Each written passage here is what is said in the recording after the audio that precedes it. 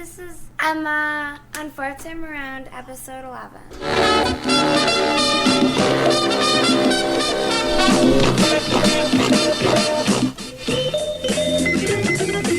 There's a little blast from the past for you.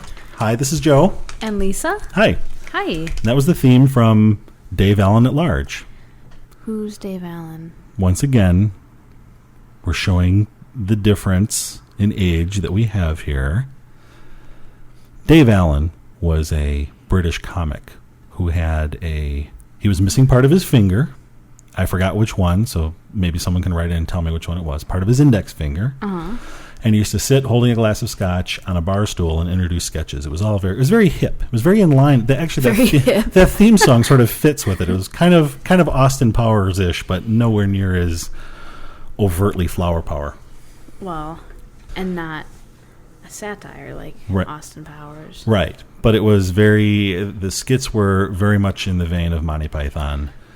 And was it like those old 70s variety shows where it was like people dancing with flowers in the background, like big Art Deco flowers? No. Or like big... No, that would have been a true variety show, which they didn't do. This was purely a sketch comedy show. I just mean in its aesthetics. No. Okay. These shows were done so mostly... They were like later. They were like mid-70s, I think, that they were all made. Dave Allen, who died earlier this year, and Dave Allen, who was known for his tagline of "Good night and may your God go with you," which Chris used to end the argument that we were having on one of the Yahoo groups that I belong to for one of my former employers. About Happy Holidays and Merry Christmas. Exactly. So he ended that argument. I stand firmly by my assertion. And you have a right to do that. It's not the only holiday. That's right. You have a right to do that. Freedom of religion means freedom from religion. Mr. Alito says so. That's right. The Honorable Mr. Alito? I don't know. Is he honorable? Is that a title, or is that a question of his character? No, that's a title. So you've been listening to the hearings. You've been listening to the hearings? Oh, yeah. Yeah. Oh, it's fascinating. Playing a little Game Boy on lunch. Yes, I got a game. Emma, my daughter, who introduced this program tonight, and we have a little story about Emma to tell in a second.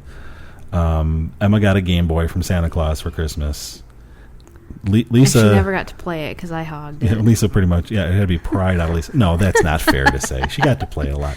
I beat the hard levels. But Lisa was like, "Wow, this is so cool!" It is the Game Boy Advance. It has a controller just like the classic Nintendo controller, up, down, side to side arrows, an A/B button, and also right, left trigger buttons.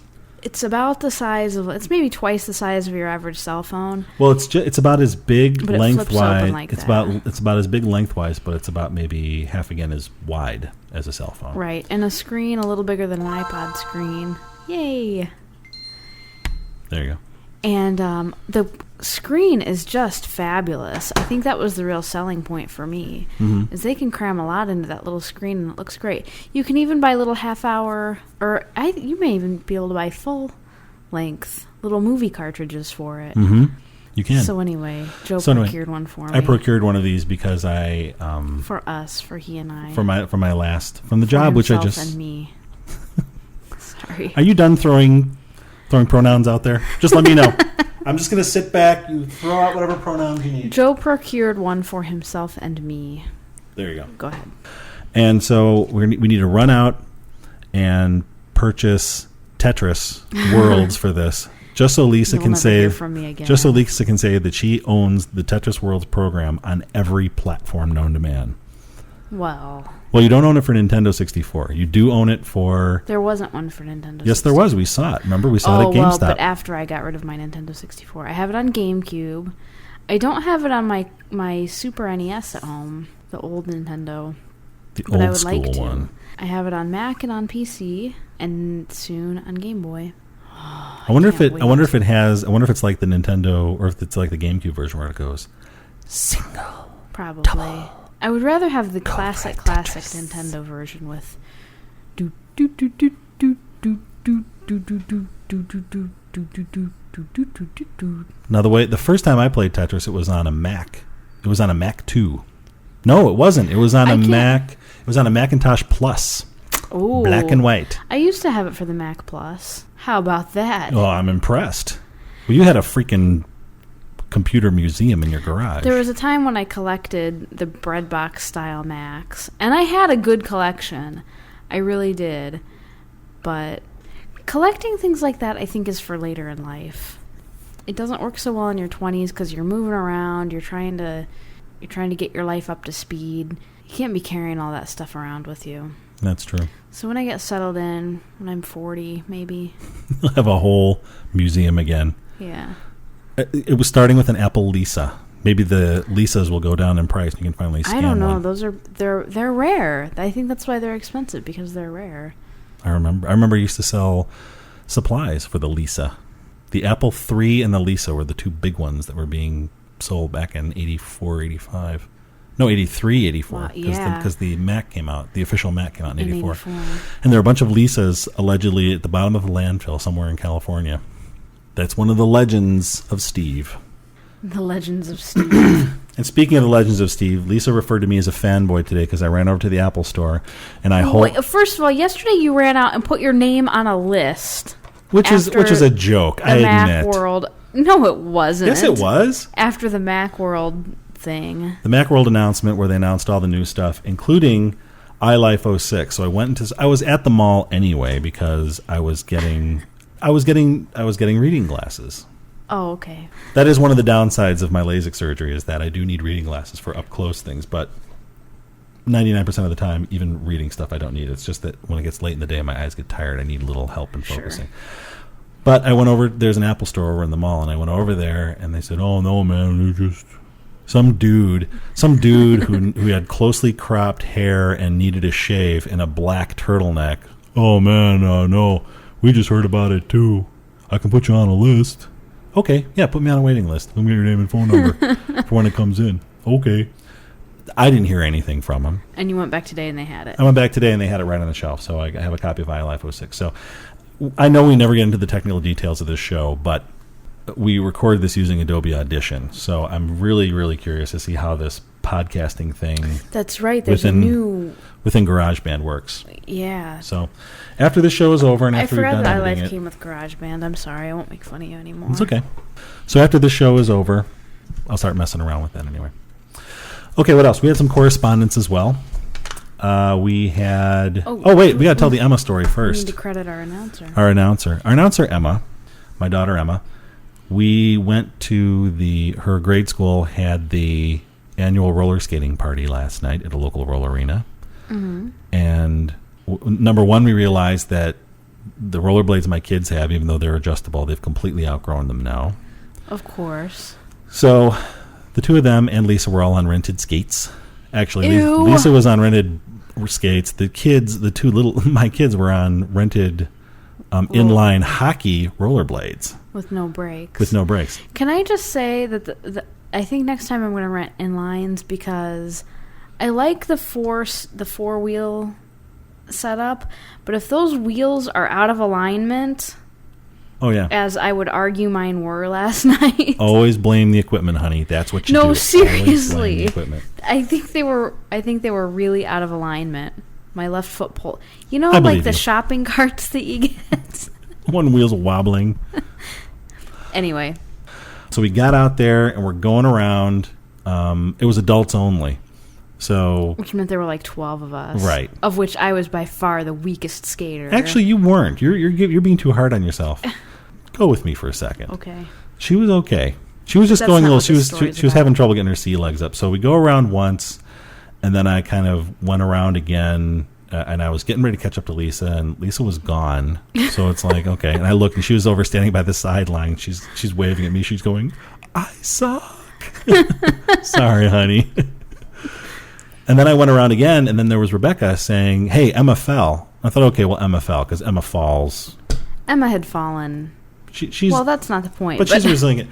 So anyway, yeah, right. Well, she was over. Fall. Right, kids fall all the time, and she was over in the snack bar area, and she was sitting there complaining that her wrist really hurt really bad. She had tears crawling down her face. So I said, "Okay, do you need to see the doctor?" She said, "Yeah." So okay, well, we can go over to the hospital and go to the emergency room. I don't want to go to the hospital.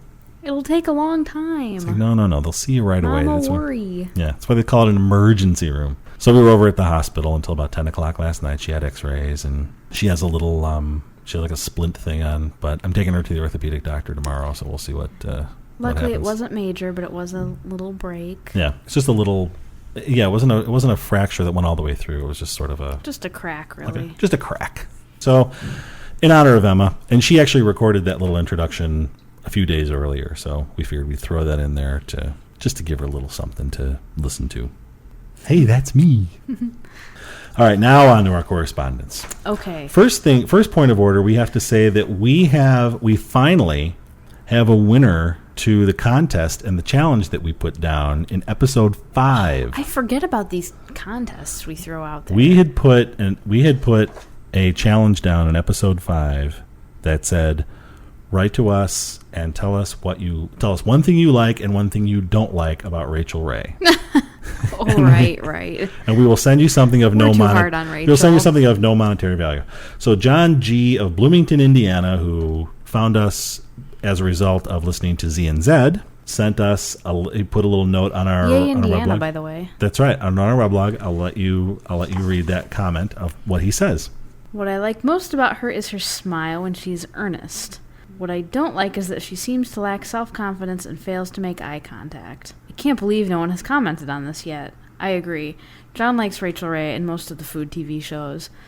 John is a man after my own heart. I'm a big, big fan of food TV. So John likes Rachel's smile when she is earnest and doesn't like that she lacks confidence and fails to make eye contact.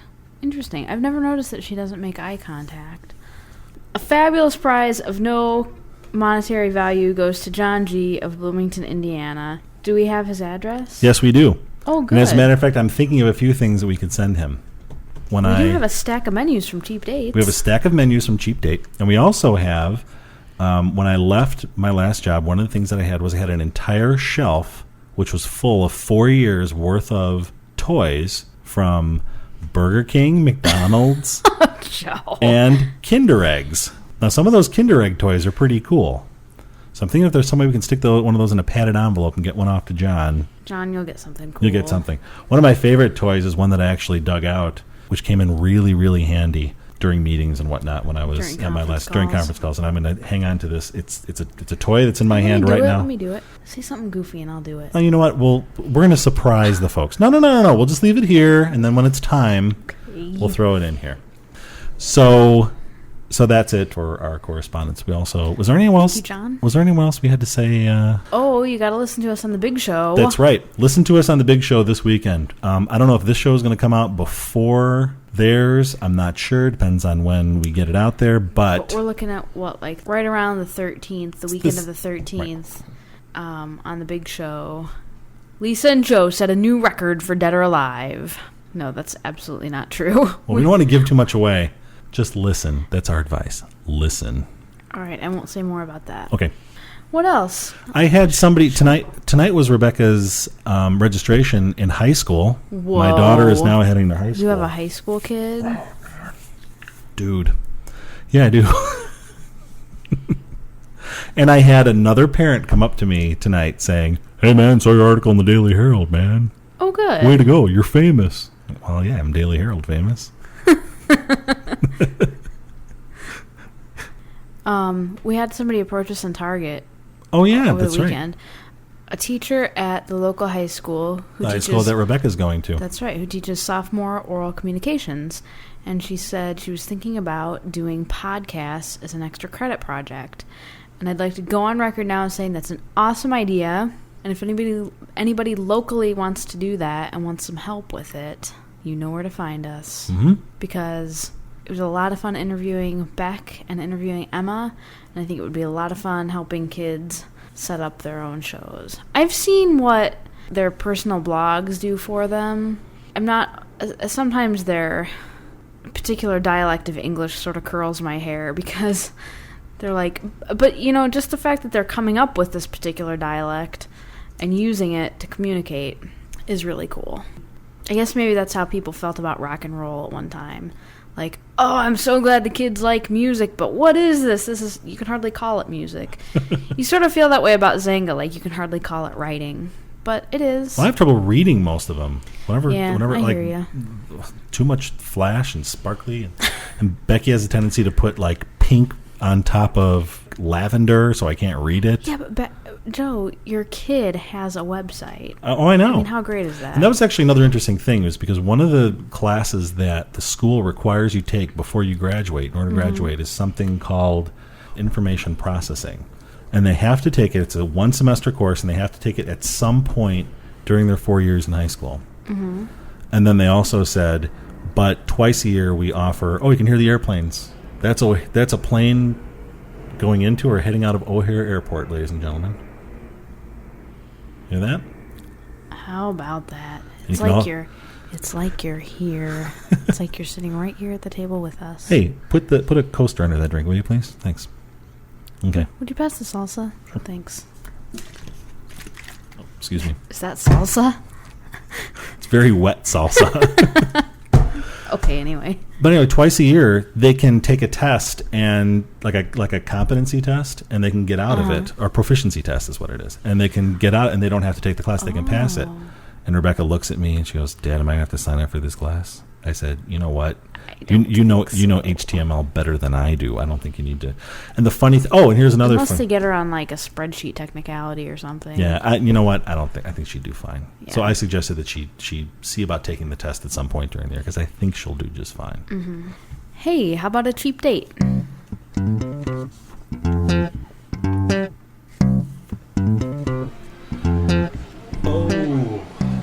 Where are we now, honey? I don't even know what that noise was. Do. Here we go, walking into the restaurant. Yeah, let's do it the way Aaron and Jenny did it on their cheap date. The homage they paid to us on the big show last week. No, that's okay. We'll leave that to them. Oh, look. Oh, wait. You know what? There's chopsticks on the floor. Think those are supposed to be there? Ooh, gross. No, they're still in the little paper thing. No, we shouldn't say anything negative at all about this place. We went to... Nice menu handling, by the way. Can you hear that? You're going to get us thrown out of here. You're going to wreck all their menus. Jeez. Shut up. Okay. We are at the Chinese Munch Inn. That's Munchin. The Chinese Munch Inn is tucked away on a little strip center over on Gulf Road. It's right across the street from Tamarind Thai and Lover's Lane. There you go. So and for all, thank you. For all of you to know that. Okay. And Valley Produce. There it is. All right. So you drive there. You get there. That's half the battle. Then you just go in and order. It's in the corner of a strip center. It's a small place. It's in the corner of a strip center. Seriously, you would never go there if you didn't hear about it here. Mm-hmm. Tell them that when you go, too. Yeah, tell them you heard about it on Fourth Time Around, because we know they read the Daily Herald, so they would have seen our picture had they read so the paper. I'm sure they know exactly who we are. Joe has been on a quest for some time. Actually, my parents have been on a quest for some time. Well, I was going to say on your own behalf and on your parents' behalf for good, classic Chinese food. The presence of Chinese food in America, well, America did to Chinese food what it did to pretty much every cuisine that came into the country in the first, I'd say, 3/4 of the century, which is Americanized it. Added beef, added a lot of meat, phased out the vegetables, made the sauces a little heavier. Made the seasonings a little bit blander. Seasonings a little bit blander. Yeah, these are all things you hear about with all different types of international cuisine. Now, Chinese is coming back and getting more authentic, especially now that Thai and Korean and Japanese food are so popular. Right, so now all like the authentic Chinese is trying to get... The regional cuisines. Right, the regional Chinese cuisines are making a presence. Well, anyway, Joe wanted like good old-fashioned chop suey. Good old-fashioned Americanized chop suey. Right, but not the kind of American chop suey you would get if you went to like a diner kind of place. Like a Greek-owned family-style restaurant place of which they have thousands here in the Chicago area. And they all have American chop suey on the menu, which is nothing like what I am looking for. Right, I know what you mean. Something classic, but also something good. And I like that kind of Chinese food, too. So, we were directed to the Munch Inn by the famous Liz and Bob. Thank you. Check the list. Uh-huh. We were delighted. We got the little meal with wonton soup and an egg roll. And we were both sold by the time we got through the soup and egg roll. Yeah, the soup was very fresh. The vegetables in the soup were very fresh. Well, you speak of the soup much better than I do. The soup was exactly what should be in wonton soup. Chicken broth, green onions, shredded carrots, and a little wonton dumpling thing. And when I took a sip of the broth, there was nothing there that shouldn't have been there, but there were all sorts of things there that could be missing, that aren't always there. You know, sometimes you get a very straight up chicken broth. It's just chicken. Right. This was a good chicken stock. And immediately I was impressed because they did such a bang up job with such a simple and crucial element. Mm-hmm. It was still very light. It was very good, but it was very light. I'm just saying there was a lot to it. Oh yeah, well the flavor was good. It had fresh vegetables. The green onions, or scallions as we call them. Oh, sorry. Were very fresh. Everything was fresh. So we were very impressed, even just with the soup and the egg roll. Our entrees came; they were great. They were exactly what you were looking for. They were good, but classic. Right. Fresh veggies, good sauce. Mm-hmm. I had the chicken chop suey, which was it was good. As I've said before, I'm a big fan of the vegetables need to be fresh, and the sauce needs to be the right consistency. A lot of Chinese places that do this make the sauce way too heavy. And the other side is if they try to go a little bit more authentic, then they make it too light. I think there's an art to getting right in between, and these guys pretty much hit it. Mm-hmm. And I had kung pao beef, which was perfect. Peanuts were really crunchy. The vegetables were really crunchy. The mushrooms were canned. Right. I wasn't crazy about that. But again, the sauce, like you said, the sauce was perfect. It had a lot of flavor without having to be real heavy. Mm-hmm. And the service was very attentive. Mm-hmm. The lady was right there. We had the tea, right there. We were the only people there. That's true. But they do have the cool paper lanterns hanging from the ceiling, so that'll be a big plus if we take the kids there. We'll have to take the kids there. Yes.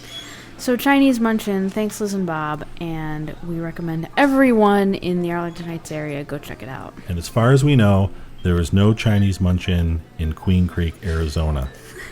Just an FYI. If you're elsewhere in the country, we can't vouch for the similarly named restaurant in your area. We can only speak of this one. So thank you, honey. It was a delicious date. Thank you.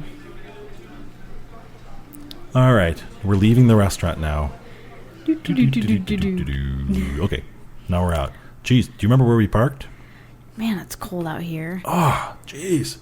Oh, look at that. That guy parked right next. Oh, jeez. This lot is empty. Would you unlock the door so I can get in? Sure. On to the next round. Through the drive home. All right, what's up next? Here's what's next. I, being a man of leisure this week, today I went out for lunch with my former coworker Jeff, who gave me the lowdown on what's on Chocoholic Jeff? Jeff Chocoholic. And we ate lunch at the Ceres Cafe in the Board of Trade building. There's another cheap date for you if you're in Chicago and you're looking for a good place for lunch with Jeff. It's actually a good place. All the traders and everyone go there, and it's a good place. And I had the Hungry Hunter sandwich, which was a roast beef sandwich. It's a classic. It's wonderful. Anyway, we went to there are 2 newsstands in the building. Mm-hmm. And as I walked in, Jeff looked at me, said hi, and then he turned and he pointed at the fact that the side where the one newsstand was completely blocked off because it's under construction. Uh-oh. And I said, uh-oh, we're going to have to go to the other side. So sure enough, we passed through into the other newsstand in the Board of Trade building, and Jeff paid for these. Thank you, Jeff. So here we have, as you hear this is a chocolate Ruger. And I'm going to try it right here. On the air. And And Jeff bought me a vanilla one. In a nice, pretty gold foil fresh pack. As Lisa is opening this up, it's, what's the description on the back there? It says something on yours. Low cholesterol. Well, okay. Oh. See nutrition. It says 36077. Oh, that's the UPC. May contain traces of nuts. Made in Austria. Okay, crisp, crunchy wafers with delicious chocolate-flavored cream. Always tastes oven fresh. Oven fresh, one word. Yes. Now, Jeff said if I'm a wafer person, I'll like these.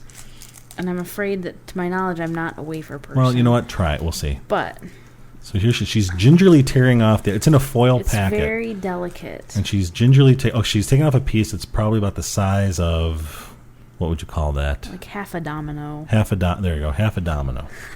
And here it goes, ladies and gentlemen.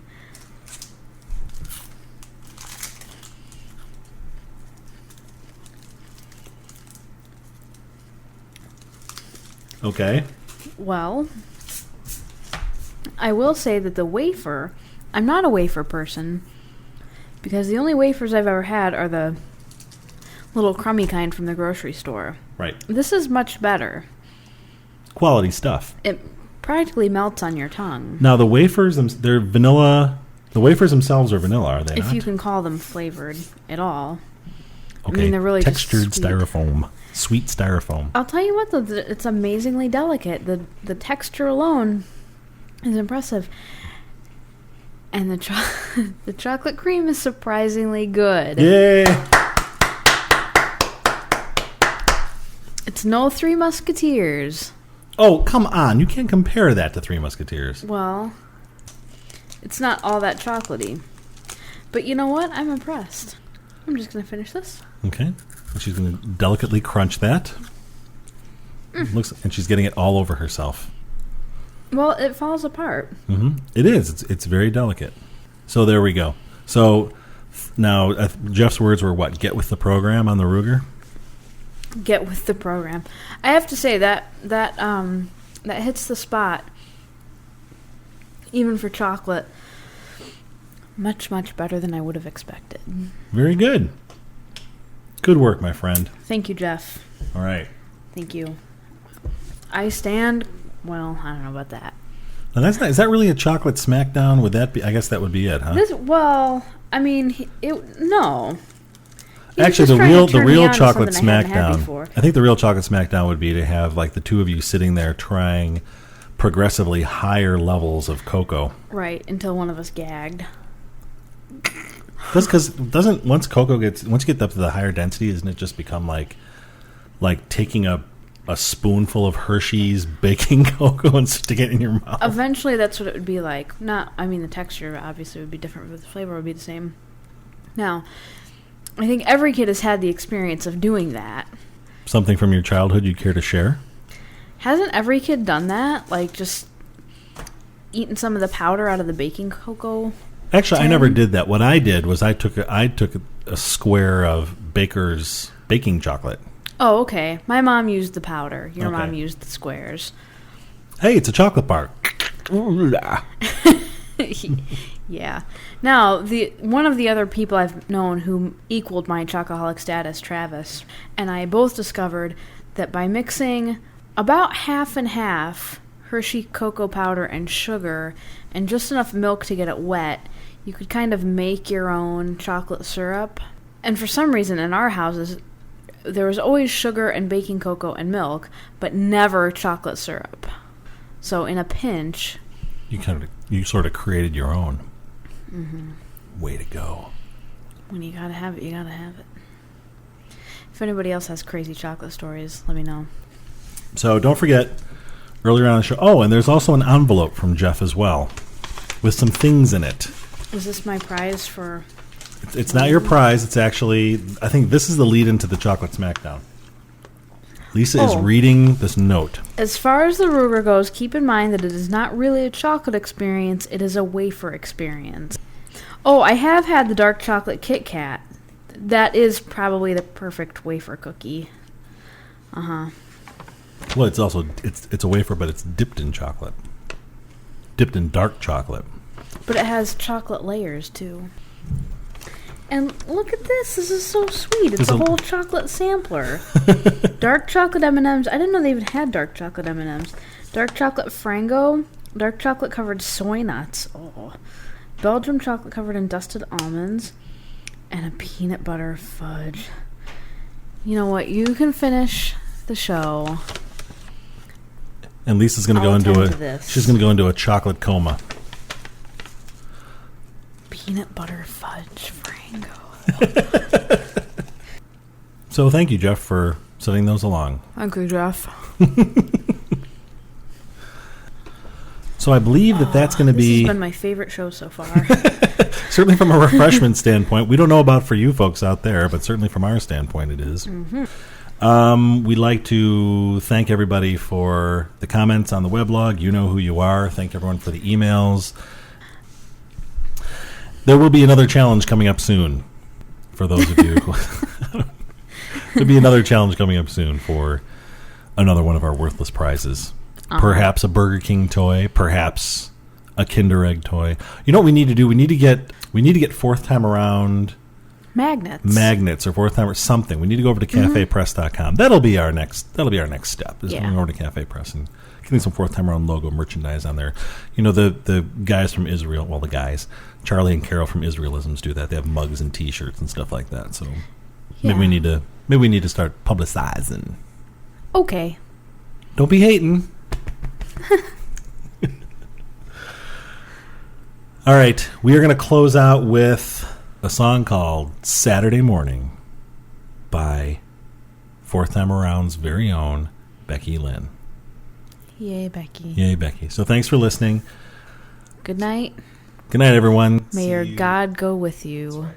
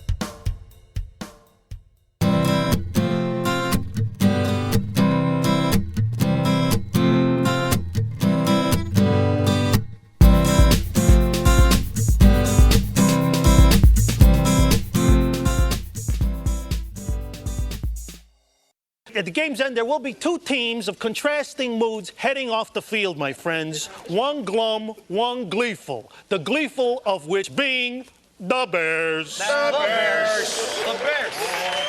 74-2. This podcast is proudly listed at podcastpickle.com.